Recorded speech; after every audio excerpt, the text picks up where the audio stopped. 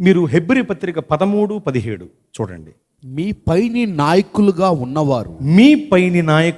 ఉన్నవారు లెక్క ఒప్పచెప్పవలసిన చెప్పవలసిన వారి వలె మీ ఆత్మలను కాయుచున్నారు. చదవండి.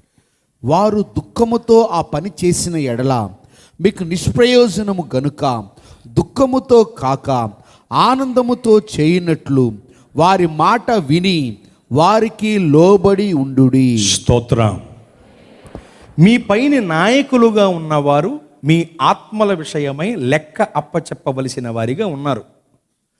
వాళ్ళు దుఃఖంతో ఆ పని చేశారనుకోండి, మీకు నిష్ప్రయోజనం. ఆనందంతో ఆ పని చేయులాగున వారికి మీరు లోబడి ఉండాలి. అర్థమవుతుందా? మీరు వారికి లోబడి ఉండాలి. ఎవరు మన పైన నాయకులుగా ఉన్నవారు అంటే ఇక్కడ చాలా విషయాలు చెప్పొచ్చు, కానీ ముఖ్యమైన విషయం చెప్తాను. మన సంఘానికి సంబంధించిన దైవజనుడు మన పైన ఉన్న నాయకుడు. ఇశ్రాయేలీయులు అనే సంఘానికి మోషే గారు ఎలా నాయకుడో, క్రొత్త నిబంధన ఇశ్రాయేలీయులుగా లేక క్రైస్తవ సంఘముగా పిలువబడుతున్న మనకు మన పైన ఉన్న దైవజనుడు మనకు నాయకుడు. మోషే గారు దైవజనుడు, నాయకుడు. మీ దైవజనుడు నాయకుడు కూడాను. కనుక దైవజనుడైన వ్యక్తికి, నాయకుడుగా ఉన్న వ్యక్తికి, మన విషయమై దేవునికి లెక్క అప్పచెప్పవలసిన వ్యక్తికి లోబడి ఉండాలి కదా. ఏమంటే ఒక్క మాట చెప్తాను మీకు. ఈ రోజుల్లో ప్రసంగికులను చూచినంత ఉన్నతంగా సంఘ కాపరిని కొంతమంది చూడటం లేదు. మీరు గుర్తుంచుకోవాలి, ప్రపంచంలో ఎంతటి గొప్ప ప్రసంగికుడైనా సరే నీ సంఘ కాపరి కంటే గొప్పవాడు కాదు. ఎందుకో తెలుసా? ఇప్పుడు నేనున్నానండి, ప్రసంగికుడిగా వచ్చాను ఇక్కడికి పిలవబడి. మీకోసం నేను ప్రార్థన చేస్తానా? ఏదో వచ్చాను కాబట్టి ఇప్పుడు ప్రార్థన చేస్తాను, కానీ ప్రతిరోజు మీ కొరకు నేను ప్రార్థన చేస్తానా? ప్రతిరోజు మీ కొరకు పేరున నేను ప్రార్థన చేస్తానా? చేయను కదా.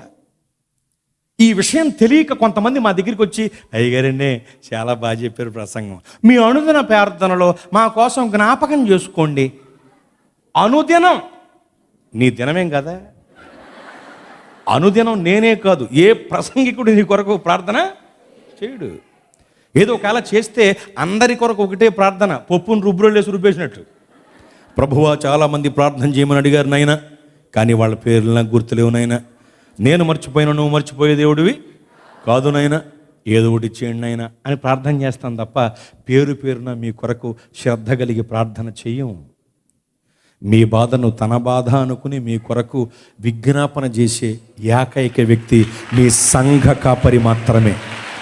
మీ సంఘానికి ఇచ్చిన దైవజనుడు అనే నాయకుడు మాత్రమే. కనుక మమ్మల్ని గౌరవించండి. ప్రసంగికులుగా మీ మధ్యలోకి వచ్చి మమ్మల్ని గౌరవించండి. మాకంటే ఎక్కువగా మీ సంఘ కాపరిని గౌరవించండి.